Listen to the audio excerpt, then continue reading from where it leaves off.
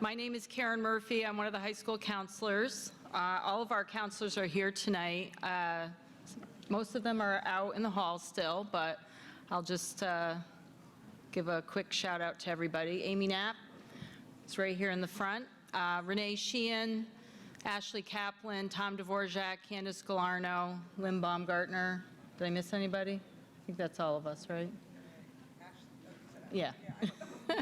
There's 7 of us. We're all here. So welcome to the 10th grade evening program for parents and students. We have a guest speaker. I'll introduce him shortly.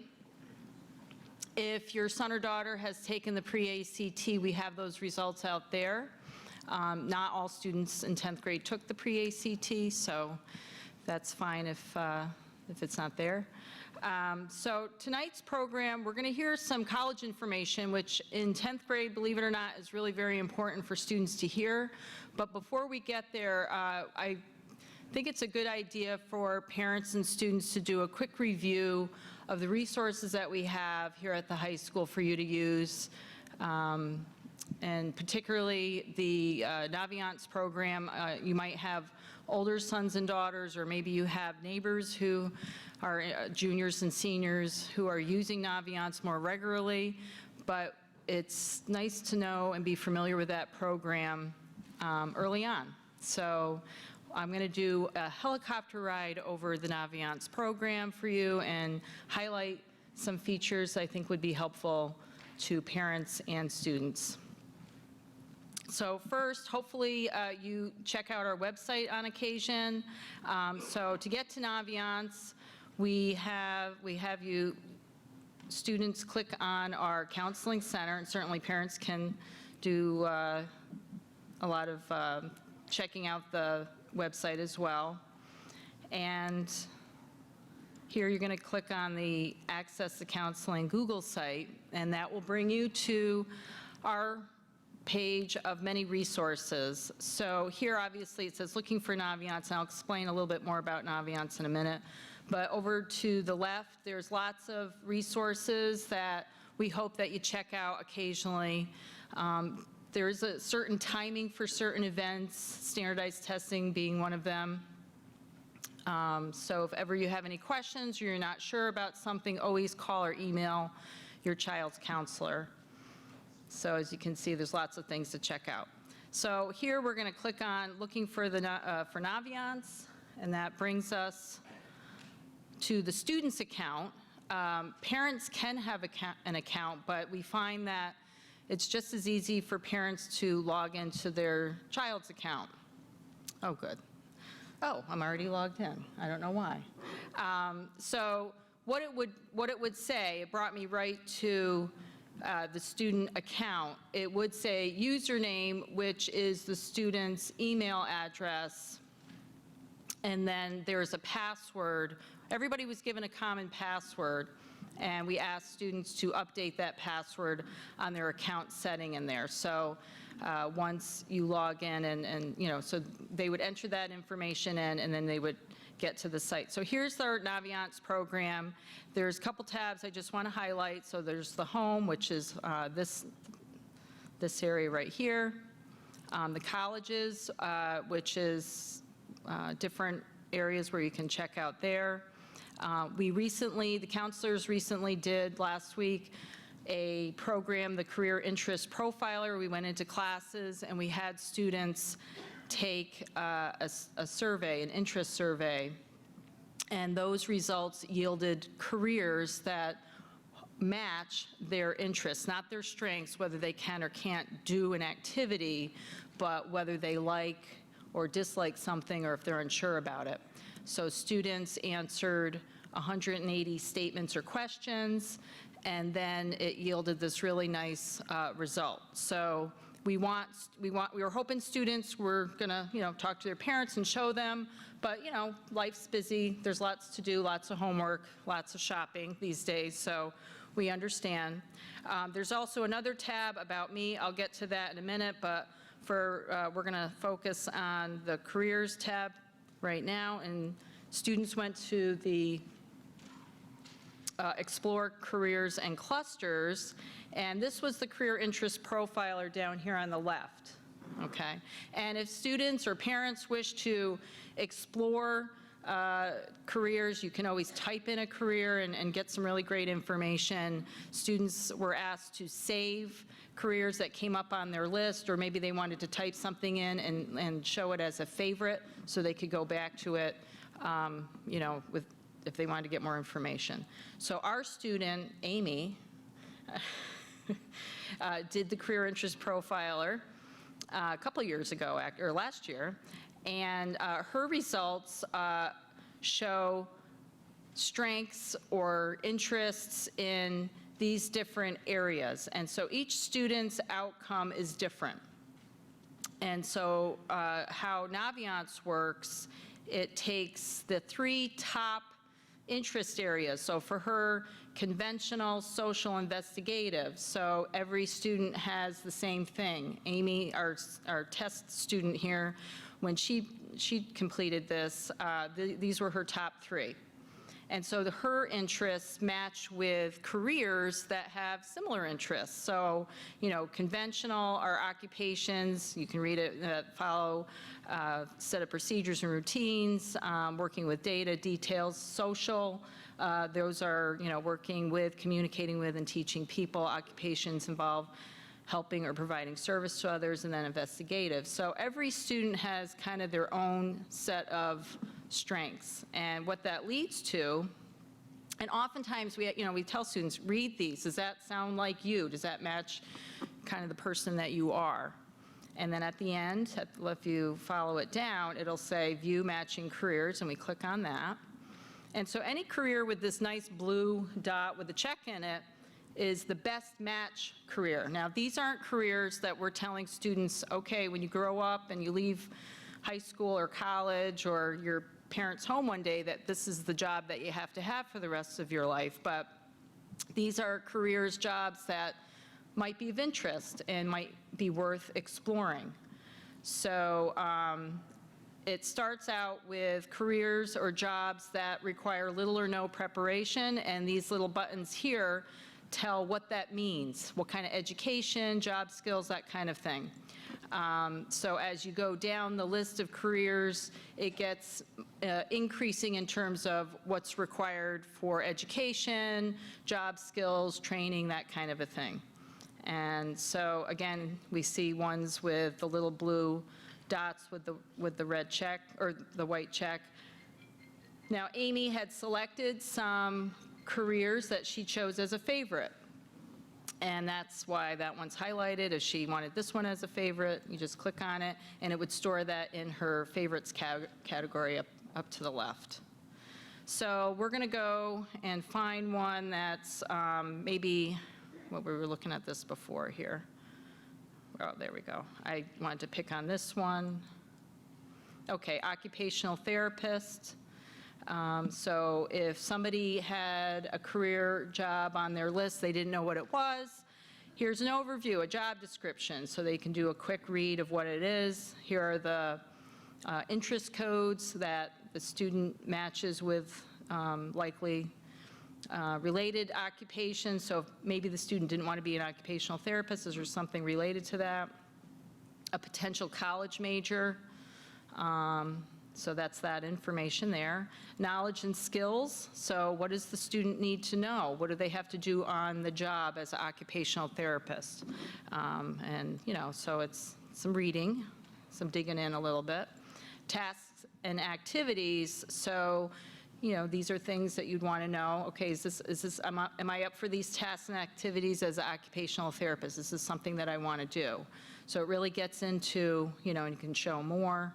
So quite a bit of information. And of course, wages. So this is important information, because if you're investing in a potential major in college or training after high school, you want to see what likely the annual wages are, the hourly wages, to kind of give you an idea. If you're planning on moving to another state, you can see other states that are listed.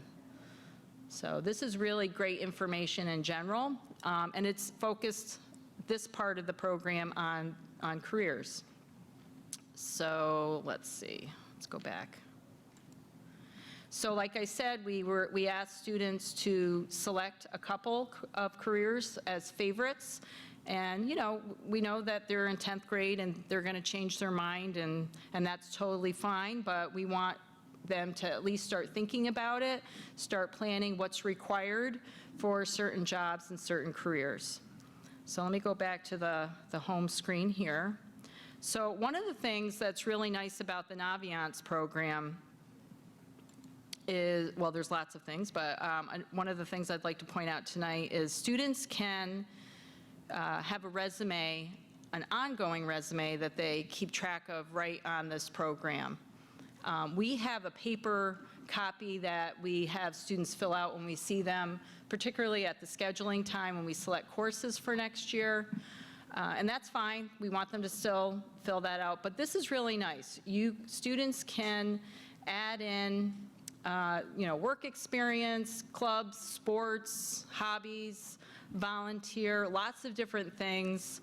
And we can see with our student Amy, she works at McDonald's for a very long time. That's good. But maybe she wanted to get a new job. Now she's going to Burger King. So, you know, you would put that in there and, you know, and fill out all of the things in it, and it sorts all that information very nicely in the resume. And then basically you just print it out. There's other sections that can be added in. Oh, maybe I think you picked, oh yes, here it is. There's lots of areas where students can add extracurricular interests, hobbies, you name it. Music, we have a lot of music students, so everybody has different things that they get involved with. So there you go. So that's something we'd like students to do, and if parents know well, you know the username because it's your child's email address, so if they're willing to share their password, not that we want you to do their resume for them, but maybe that's something, hey, remember when you did this or you got this award? A lot of times those things are forgotten. You can store it right on the resume. All right, the other thing I want to show you is the colleges part. And again, we're not expecting you to apply to colleges yet. It's a little early, you're only in 10th grade, but there's a lot of information out there, and it's just good to get a handle on some of that. So one of the things that students can do is they can add colleges to their list that they're thinking about. So again, thinking about is, I'm just thinking about it. I'm just making a list and I'm putting them on there. Eventually, when students are seniors, they're going to be actually applying to. So it switches from thinking about to applying to. So Amy, our student, has put on a variety of colleges. And, oh, Cobleskill's not on there. I gotta add that on. So this is how I'm gonna do that. If I wanna add a college to my list, I'm gonna go to Cobleskill. I don't even have to fill out the whole name if I'm not sure how to spell it. And I add it on. And I think, what do I do? Do I just, the heart, right here? No, right here. Okay. So it should be on my list. Okay. So now, is it on there? There it is. Okay, so SUNY Cobleskill is now on my list. One of the things that we've been doing with Naviance is we've been collecting data since 2009. So all of our students who have applied to colleges and have attended certain colleges, we've been tracking that information through Naviance, which is very helpful. So if we click on SUNY Cobleskill, we can see some general information. But if you go over here to the admissions button, we have a scattergram. So this scattergram shows basically what is the school looking for in terms of grade point average and SAT or ACT score. So this one is using SAT. If I want to change that, we would say here to the ACT, because we have some pre-ACT results, so you kind of have an idea. Every college is different in terms of what the requirements are. We don't want students and families to look at a scattergram and say, oh, I'm applying to that college or I'm not applying to that college. There's different requirements depending on program. So where In some cases, you might need an 85 to get into the college in general. Maybe for another program, you might need a 90 average or a certain range on the SAT or the ACT.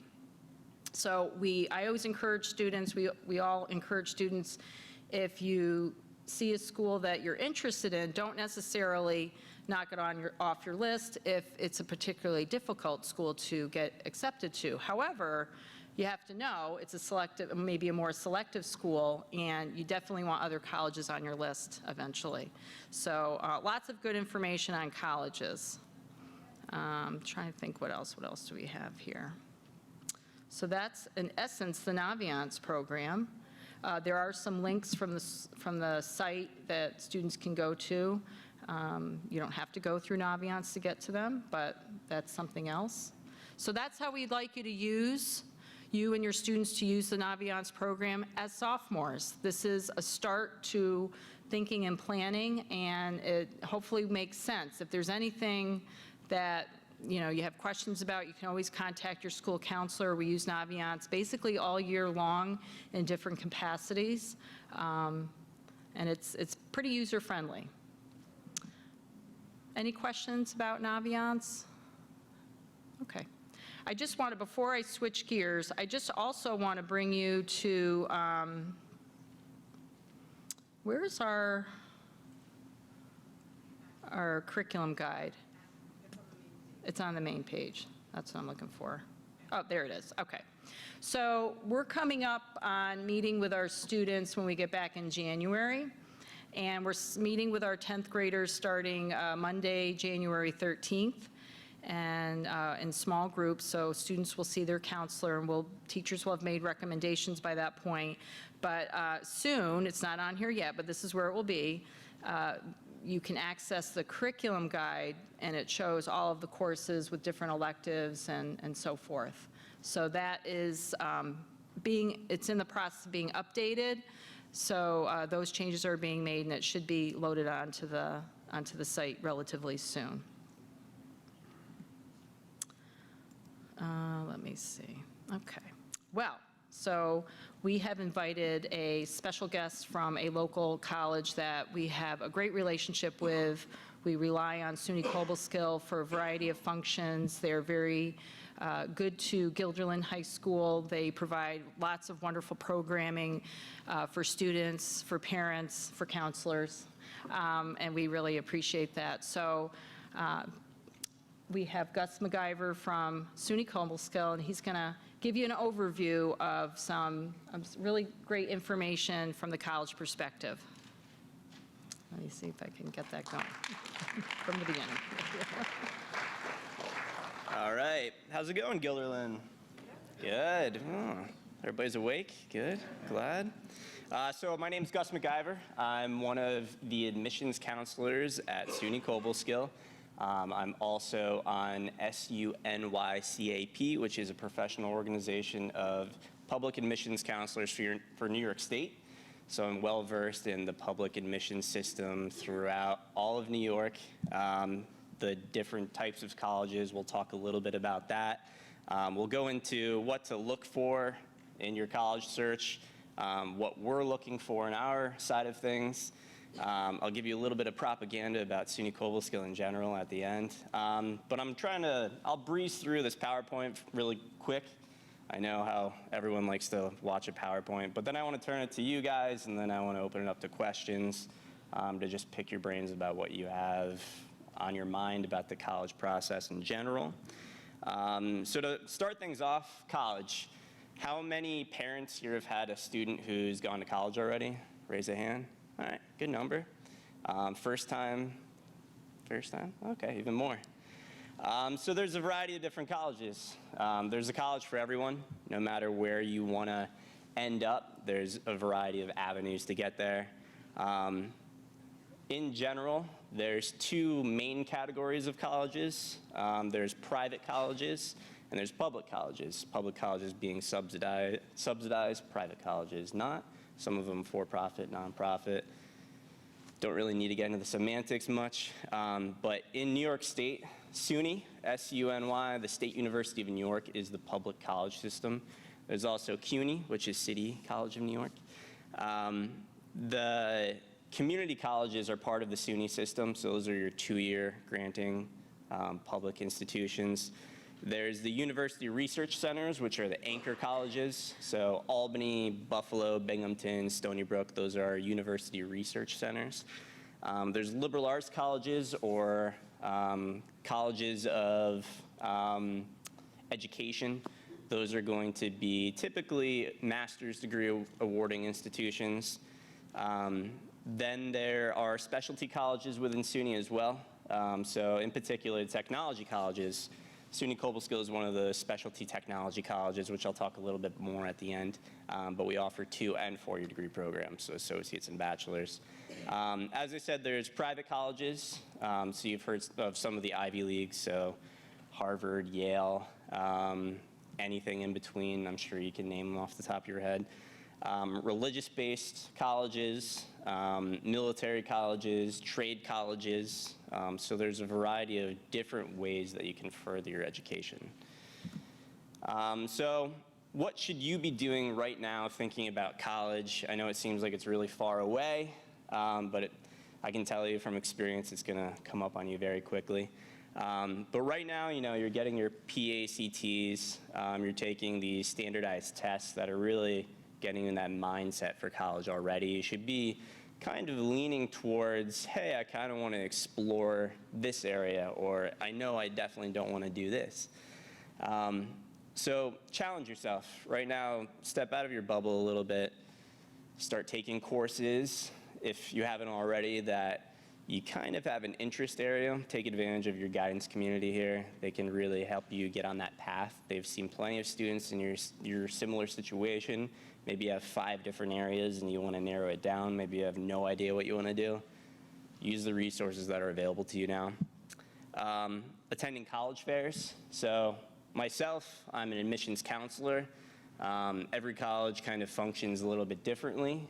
Within SUNY, admissions counselors are part-time salespeople, so we go out there, we're trying to convince you, hey, pick us over someone else. The other half of the year, we're gatekeepers, so we're the ones who say yes or no to you. We're kicking you to the curb. So it's important to not be afraid of reaching out to admissions offices. It can be intimidating, it can be scary, but we all have people there that can help you through that process. We don't expect you to be born with the knowledge of knowing how to go to college. So we always have people calling, texting, emailing us questions. There's no question that's too stupid. Definitely feel free to reach out to us if you have any questions about the entire college search. And it's never too early. 10th grade is not too early. We love students at your age getting involved. The first and foremost thing you should be doing is going to those college websites. So every college has some sort of presence online, social media, Instagram, Twitter. Some colleges have TikTok. If you don't know what TikTok is, don't worry about it. It's a great way to introduce yourself to what options are available out there for you. It's a wealth of information. It's also a place that you can sign up for more information. So you can enter your email address in there. You'll start getting bombarded with college information in the mail, in your email. You'll be overusing your spam filter a lot. But this is a general college website, my college website. Always easy to navigate. You can always take a look at the variety, but typically a college is going to have an about section. It's going to have an academic section, which lists the different types of programs you can take. Admissions and financial aid, which is how to get in and how to pay for it. Campus life, so what are the things going on? Athletics, what kind of team sports can you play? And then news. It's going to be pretty standard for any college that you're looking at, from a community college to Yale, Harvard. So navigating, again, everything should be relatively self-explanatory. How to navigate through these different web pages. Again, if you have any questions or you're wondering what a college is all about, always please reach out to the admissions office or the Office of Recruitment Services. Those are going to be the people who are just standing by waiting for people to call them. So your senior year or earlier, right now in particular, again, start taking challenging coursework. In particular, you guys are about to enter your most important year, which is 11th grade. The reason 11th grade is one of the most important years is because us in the admissions community, that is going to be the last full year of classes that we see on your final transcript. So you're going to be applying right around now, your senior year, and it's just going to list in-progress courses for your senior year. And the last final official transcript that we're going to have is your 11th grade score. So you're coming up on one of the most important years, love it or hate it. Start challenging yourself with AP courses. If you have college and high school courses available to you, take advantage of those because they're great preparation for college. They are more than likely going to transfer to whatever college you want to go to. And college and high school courses are significantly cheaper than actually going to college. SATs and ACTs, I know a lot of you got your PACT today. We're in an interesting time right now, and it might change a little bit when you become seniors, but a lot of colleges are finding that they're moving away from these standardized tests in favor of more of a holistic kind of approach to college admissions. That's the fairy tale, but the reality is that we still do want to see your SAT scores and your ACT scores.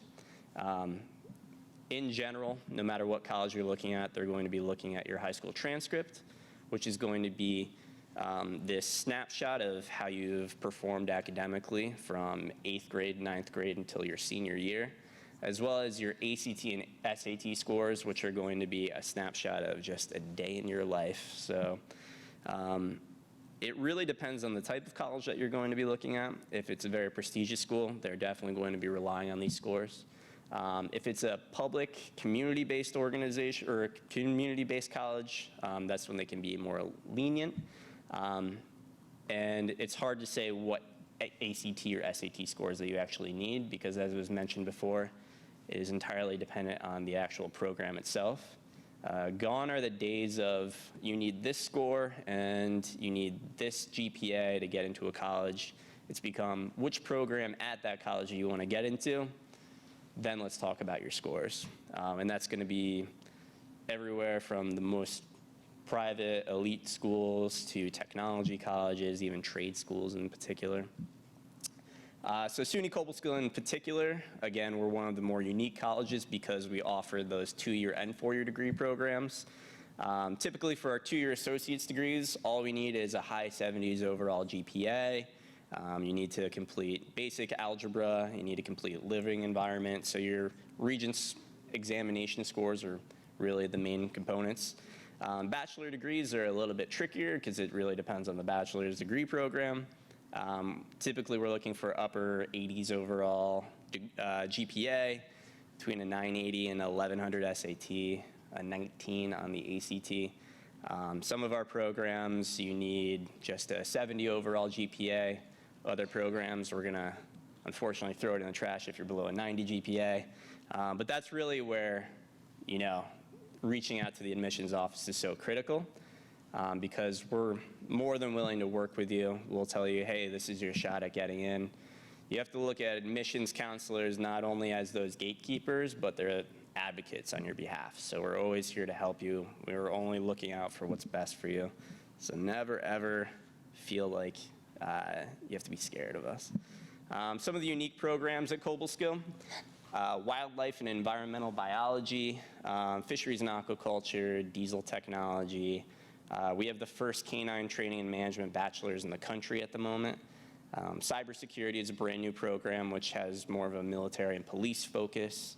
Cobleskill, I grew up locally. I live in Schenectady. When I was thinking of Cobleskill, I was like, oh, it's, you know, one of the technology colleges. But Cobleskill has really become a national college. About 10% of our students are from out of state. We have students who come from California, Oregon, Texas, Colorado, Illinois, right down the road. It's only about 35 minutes from here.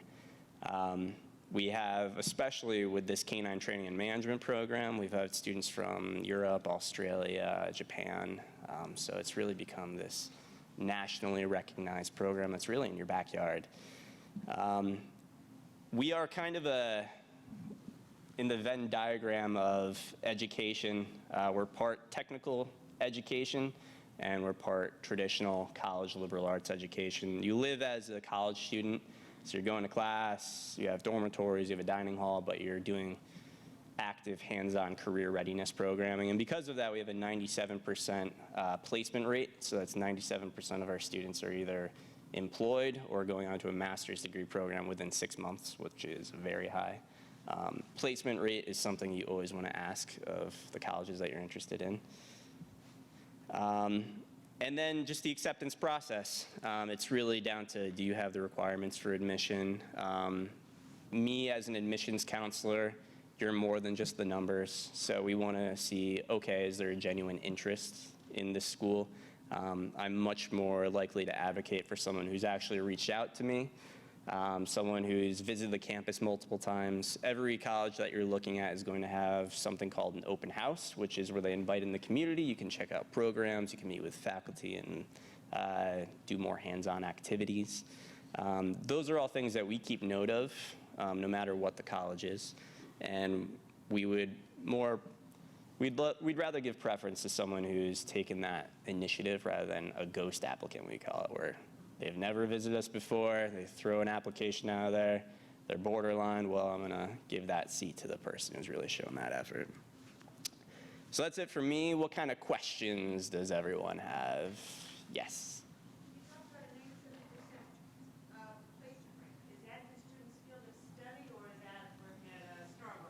Yeah.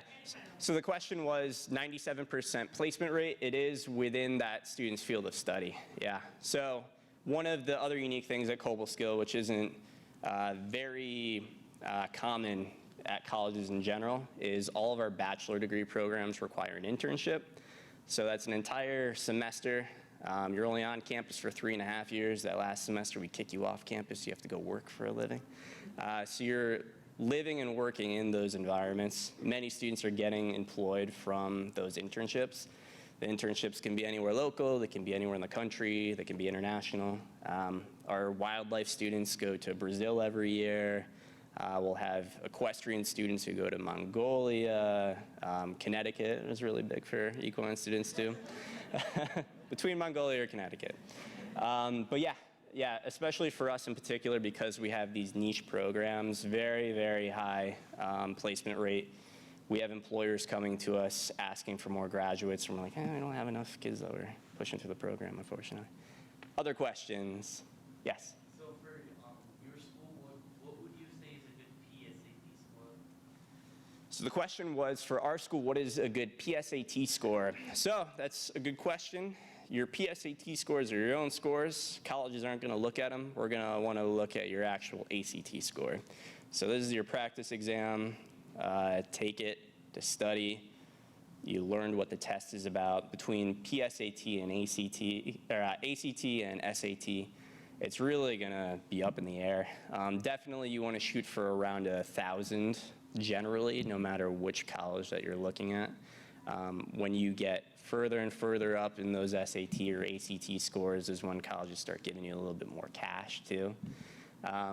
Another thing in particular that I failed to mention, but one of the differences between private and public colleges comes down to scholarships and financial aid. Typically, if you haven't gone through the process or started hearing about it, but the FAFSA, which is the Federal Free Form for Student Financial Aid, you'll be taking care of that your senior year. It'll be a lot of fun, but reach out to your guidance counselors and they'll help you through the whole process. There's a set amount of money that the federal government will give you as aid to go to college. That's free money that you don't have to pay back. That form also allows you to get money from New York State. It'll allow you to qualify for various scholarships at different colleges. Taking that into account, there are colleges that will give you additional scholarships. You'll find a lot of private colleges are going to be all over the map, but they might have this really high cost of attendance, but then they might give you a scholarship for 2/3 of that amount. So never be kind of dissuaded by the cost of a college when you're going through this process, because you never know what kind of scholarships amounts you're going to get. The public colleges in particular, we try to be a little bit more straightforward. So we don't have these giant award amounts. We try to keep the costs low to begin with. We'll give you a little bit of scholarships, but we're more of the philosophy that this is the price that you're going to pay. We try to be as transparent as possible. Other questions? Yes? For GPA, how important is it that it's honors classes versus non-honors? Good question. So the question was, what is the importance of honors classes versus non-honors? Same thing with a Regents diploma versus an advanced Regents diploma. Typically, all of that is going to be weighted on the overall transcript. If you take a look at the transcript, I'm sure you guys probably do the same thing here. We take it into consideration. Again, I would like to accept a student who has those courses, obviously. We would never count it against you for not doing those because we understand that it's just not available to everyone all the time. We have to keep things uniform among all the schools as well. But I'll take that into consideration too. I'm always trying to look out for what's best for the student. So if I see that a student is borderline for acceptance, maybe you're at an 89 instead of a 90 overall GPA, I could go back and say, well, they did a bunch of AP courses, they did honors courses, let's nudge them up a little bit more. So it's all kind of ammunition on our side to be able to help you out. It's never bad to challenge yourself, especially early. And it really just comes down to preference. We'll have students who will forego AP classes, honors courses, and because they want to pursue something more interesting to them, like marine biology or something like that. So it's really up to you. You know, again, that's when you utilize your guidance counseling staff. Other questions? You guys are quiet today. Yes? Can you talk a little bit about the articulation between an associate's degree program and a bachelor's degree program if the student wants to remain in Cobleskill? Absolutely. So the question was articulations between associate's degrees, which are 2-year degree programs, and bachelor's degree programs, which are 4-year degree programs. By and large, a lot of the colleges you're looking at are going to be bachelor's degree granting institutions, so 4-year degrees. Community colleges will have those associates. Again, we're a little bit unique because we have both. At Cobleskill in particular, any student can come in for an associate's degree program and then seamlessly articulate to a bachelor's degree program. So if you didn't quite meet the qualifications for a bachelor's degree, a 4-year degree program, maybe you didn't have that 90 overall GPA, or you didn't necessarily get all those honors courses, we will have a place for you in one of those 2-year degree programs. Your classmates are the same, the professors are the same, you're living in the dorms. Really, the difference is how you look on paper to us, but you're still having that 4-year experience. You can then earn your associate's degree and then continue on the additional 2 years for a bachelor's, so no lost time or classwork. Or if you do well enough your first semester in your associate's degree, you can internally transfer to a bachelor's degree.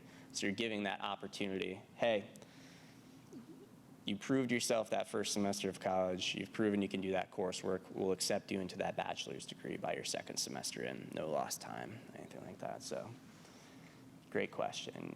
Yes? How far away from the deadline should I start an application? Definitely have everything submitted before the deadline. It's going to be dependent on the college in general. There's 2 types of college admissions processes. There's about a dozen, but there's 2 main ones. There's standard admissions, which is really common at some of the more prestigious Ivy Leagues, for instance. The standard admissions is they will have a set deadline period. They're not going to look at any application until that deadline, and then they pool everything together and they take that top percentage. The other method is rolling admissions, which is more typical of public institutions like Cobleskill. Rolling admissions means as long as we have a seat available and you've submitted all your materials and you're accepted, we'll send you an acceptance letter. So it's rolling. It'll be open until the week before classes if it needs to be, unless those seats do fill up. So to get back to your question, how long before those deadlines is really going to depend on which deadline you're going for. So some schools have early decision deadlines. Some schools have just regular acceptance deadlines. Just definitely check the website because it's always going to have language of, is this a binding decision? So some schools, they'll say, hey, if you apply early, we'll consider you an early applicant, but you have to go to this college. I don't know how they enforce it or anything like that. Whereas other colleges are, you can get accepted here and you have until May 1st to decide if you want to come here. So if you were to apply by Thanksgiving time of your senior year, you would then have until May 1st to get all of your other acceptance letters before you decided which one you're actually going to go to. Did that kind of make sense a little bit? Yeah. Other questions? Yes. How much does everything matter? So like academics, your GPA, your SAT, your extracurriculars, how much does that matter? Absolutely. So the question was, how much does everything matter? So academics, your standardized tests, your letters of recommendation, your essay, are you captain of whatever squad, blah, blah, blah. It does matter, and we do take a look at it. First and foremost, we're looking at you academically. We want to see, are you capable of a college education? Can you thrive in this environment? And again, it just depends on the school that you're looking at. So some of the admissions criteria at colleges will say, we want you to address this aspect in your college essay because we're looking for this type of personality at this school. Us at Cobleskill in particular, we're just looking at your overall scores. We really only dive into your essay, letters of recommendation if you're one of those borderline students that we were talking about. And that's when that advocacy side of things comes into play. So you weren't quite there, but I'm going to build a profile for you that's going to include everything that you've submitted to me. I'm going to be able to then say to the rest of my admissions committee, we need to accept this student because look at all this stuff that he's been balancing at the same time. So sometimes colleges want to see a well-rounded student rather than someone who just got by, just doing the academics. So it's that work-life balance. Are you going to be a thriving member of the community? What are you going to bring to the community? Those are all things that admissions committees are looking for. Other questions? No? Any more from you guys? All right. Well, thank you guys. I appreciate it. Well, thank you for coming out. We really appreciate it. We know it's very busy this time of year. So if you, like I said, if you have any questions, you're always welcome to reach out to your child's counselor by email or phone call. We have we're very fortunate and blessed to have many colleges in our community like SUNY Cobleskill. So they're great resources, especially if you have questions about financial aid. You're always welcome to call financial aid office, and they can kind of, help you out with that. One of the things that's on college websites now it's called the net price calculator. And because that's often sometimes a question, how much is this college education is going to cost me each year? So there's ways of entering in some quick information on your part, family finances, and it will give you a guesstimate. It's not the exact amount, but it gives you a ballpark estimate of what you should expect to pay per year. And of course, there's financial aid forms and so forth. So those are things that, and we have all those kinds of programs in the senior year. We have junior year programs. So each year we try and host things that kind of speak to hopefully the needs that you have. So we appreciate it if you could take just a few minutes to fill out that survey. The counselors are here if you have any questions, and we wish you happy, healthy holidays and safe driving and good weather. Thank you.